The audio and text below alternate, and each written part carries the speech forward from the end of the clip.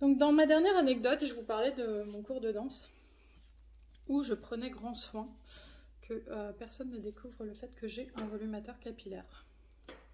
Je sais pas pourquoi, j'avais pas envie que ça se sache dans ce cours de danse. Voilà, en fait quelque part, c'est pas parce que je m'expose sur les réseaux, que j'en parle, que voilà, que parfois je peux même être un peu la porte-parole des femmes qui ont une alopécie. Enfin, ça fait très prétentieux de dire ça, et encore je sais pas si on peut vraiment se vanter d'être la représentante des clairsemées, hein. J'en suis très fière, mais bon voilà, c'est pas parce que j'en parle sur les réseaux, que j'en parle parfois spontanément à des gens et tout, que j'ai envie que forcément ça se sache dans toutes les sphères de ma vie. Et donc c'est vrai que le cours de danse auquel je suis inscrite depuis quelques semaines, j'avais décidé, je ne sais pas pourquoi, de ne pas le dire. Donc je m'étais dit, c'est une possibilité qu'un jour quelqu'un me dise j'ai vu ta chaîne, j'ai vu ton Insta, j'ai vu ci, j'ai vu ça, et qui m'en parle en cours. Et quand on s'expose sur... j'ai mon chat qui fait du bruit. Quand on s'expose sur les réseaux, quelque part, on se prépare à ça, même si parfois on n'en a pas envie. Mais en fait, c'est pas du tout ce qui s'est passé. Cinnamon, tu peux arrêter, c'est mon chat là. Il joue avec une bille, il me déconcentre complètement. En fait, j'ai un article qui est sorti sur Comme un diadème dans la presse. Donc j'étais très contente. Surtout que je n'étais pas au courant que cet article... Enfin, je savais qu'il allait sortir, mais je ne savais pas quand. Et en fait, j'ai eu la super surprise que ma prof de danse partage cet article dans le groupe WhatsApp du cours de danse. Voilà. Alors je ne sais pas si elle me suit maintenant, voilà, c'est pas grave, mais j'avoue que sur le coup, je dois avouer que je l'ai très très mal vécu, je l'ai ressenti. Je l'ai mal vécu. D'ailleurs, là, je vous partage ça aujourd'hui en sachant qu'il y a peut-être et certainement des gens de secours qui suivent mon Insta et qui vont voir que je l'ai mal... Enfin, que voilà, j'aurais préféré que ça se passe pas comme ça. Parce que... déjà, ça m'a pas été annoncé à moi, ça a été balancé comme ça sur le groupe. Alors, si elle me regarde, c'est pas grave. Je ne lui en veux pas, je sais qu'elle l'a fait pour me féliciter. Il y avait un message de félicitations, etc. Donc... les gens se doutent pas forcément que c'est pas parce qu'on est sur les réseaux, c'est pas parce qu'il y a un article dans la presse, c'est pas parce que voilà que si j'avais mis ce volumateur à tous mes cours de danse et si je n'avais pas parlé du fait que je portais un volumateur, c'est tout simplement que j'avais pas forcément envie que ça se sache. Après, c'est pas un drame, j'assume, j'ai eu le choix de toute façon. J'ai assumé, j'ai dit merci, on m'a félicité et tout, mais c'est vrai que sur le coup, ça m'a... j'ai vu ça, je vous dis la vérité, sur le coup, j'ai eu envie de pleurer, quoi. Puis tout le monde qui me félicite, tout le monde l'a vu, à 8h30 du matin, comme ça, franchement... Et c'est marrant parce que je pensais pas que j'en étais là, je pensais... Enfin... Pour moi, qu'on découvre que j'ai un volumateur, ça n'a jamais été un problème. Mais je pense que ce qui a été difficile pour moi, c'est que je me suis dit, en fait, maintenant, même si tu veux le cacher, en fait, on peut quand même le découvrir à partir du moment où, oui, tu as une chaîne YouTube et où surtout, si, voilà, il y a un article dans la presse et tout. Après, je peux pas me plaindre, hein, j'étais évidemment contente qu'on parle de Comme un diadème dans un article et tout, donc... qui visiblement a une belle portée, puisque même les gens de mon cours de danse sont tombés dessus. Mais c'est vrai que ça a été... je l'ai pas très très bien vécu. Après, voilà, je m'en suis vite remise, mais c'est vrai que sur le coup, quand j'ai vu le message, je me suis sentie vraiment humiliée parce que je l'avais caché à tout le monde. Il y a des gens qui me demandaient ce que je faisais dans la vie, je n'en avais pas parlé. J'avais même dit que j'étais dans la recherche, ce qui est vrai. C'est pas complètement faux, quoi. Mais voilà, j'avais pas parlé de cet aspect-là de ma vie et c'est vrai que ça a beau être mon travail, enfin si je vendais des armes, ou comme m'a dit une copine, si je vendais des godemichés, est-ce qu'on aurait partagé pareil? En fait, c'est pas un produit classique, quoi. Je vends pas des t-shirts et en plus j'en porte des prothèses, donc c'est vrai que ça a été un petit peu difficile pour moi. Je vous partage tout ça juste parce que je trouve l'anecdote assez drôle et triste en même temps. Et aussi pour vous dire, bah voilà, c'est quand ça arrive, oui, bah, c'est pas forcément agréable. Je vais pas vous dire le contraire.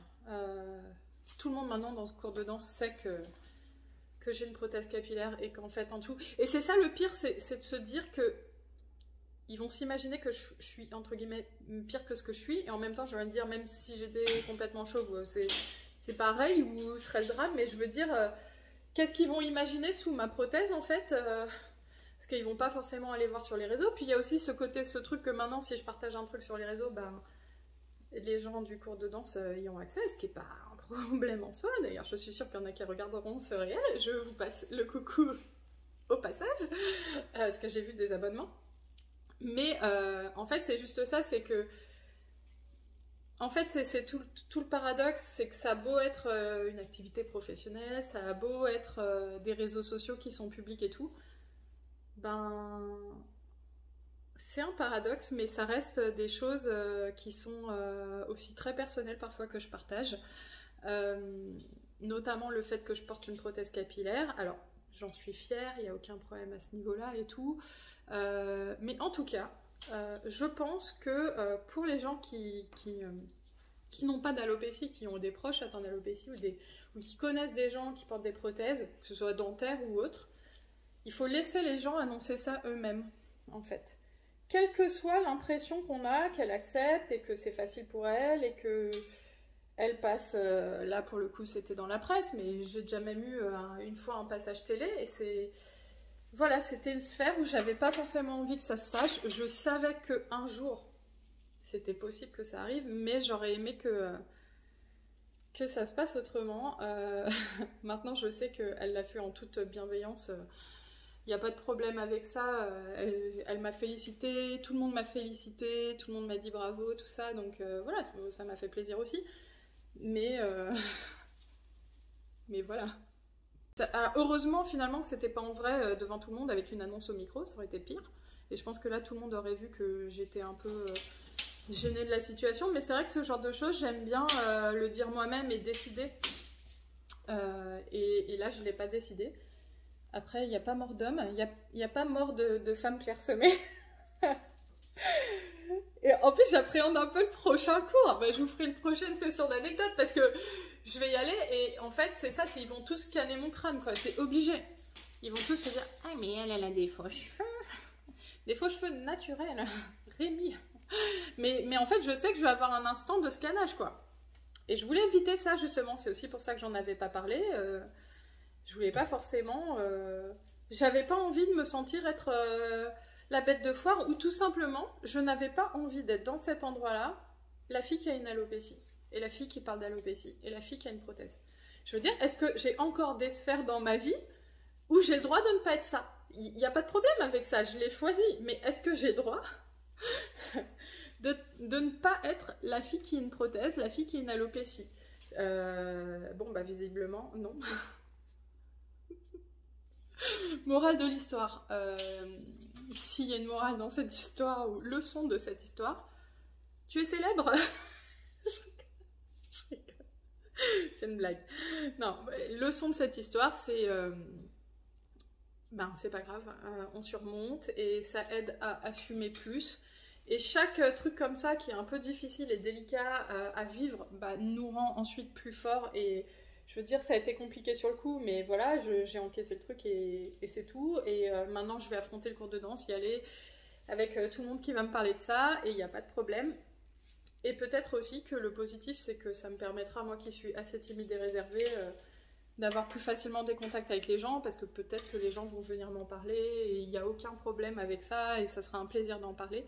Mais voilà, chaque chose de ce type qui est un peu difficile à vivre par rapport à l'alopécie ou n'importe quel autre complexe, je pense nous rend plus forts. Enfin, en tout cas, moi, je le vois comme ça pour moi. C'est bon, bah maintenant que j'ai vécu ça, la prochaine fois que ça m'arrive, je le vivrai moins mal. Et surtout, je sais que les gens l'ont pas fait avec une mauvaise intention, donc c'est le plus important. Les gens, et ça c'est important aussi, les gens n'ont aucune idée de à quel point ça peut être une souffrance. Même quand on s'assume, je veux dire, là on parle de moi, d'une femme clairsemée qui perd ses cheveux et qui porte une prothèse. Alors même s'il y a un article dans la presse, Ça peut paraître bizarre, mais ben, c'est le paradoxe, c'est l'être humain. L'être humain n'est pas un être simple. Il peut être rempli de paradoxes et on peut, bien qu'on l'assume, bien qu'on en parle, bien que on accepte de passer dans les médias ou autre, être quand même ne pas avoir envie d'être affiché de cette manière sur ce sujet-là. C'est comme si tu vendais des godemichés, t'as pas ou que, par exemple, si j'étais star du X, est-ce qu'on l'aurait balancé comme ça? C'est une vraie question. C'est pareil. Je dis pas que c'est honteux de porter une prothèse ou que c'est honteux d'être star du X, même si on va pas faire comme si c'était évident d'être star du X, ou si j'étais prostituée, voilà. Je dis pas que c'est équivalent, mais bon, si j'étais travailleuse du sexe, et que j'étais sortie dans la presse, ou que j'étais stripteaseuse, ou que je vendais des godemichés, j'aurais pas forcément... Est-ce qu'on se poserait la question, genre, faut-il que je le partage? Je vais lui poser la question d'avance. Mais après je comprends parce que, il y a un article, c'était un très bel article en plus, qui était très valorisant, heureusement, sauf la photo qu'ils avaient mis de moi. En première page, elle clairsemée, je retire le volumateur. J'ai reçu le truc, j'ai vu l'image, j'ai fait « Oh mon Dieu !» Ils avaient pris la pire photo qu'ils ont fait eux-mêmes. Moi, j'ai des belles photos, bien valorisantes et tout. Non, ils m'ont pris une photo, genre, le monstre se découvre, et ils l'ont mis en une. Et elle a partagé ça. J'étais, ah bon, ok, ça y est, maintenant tout le monde sait que voilà, quoi. Que je suis comme ça. Pour eux, je suis comme ça maintenant.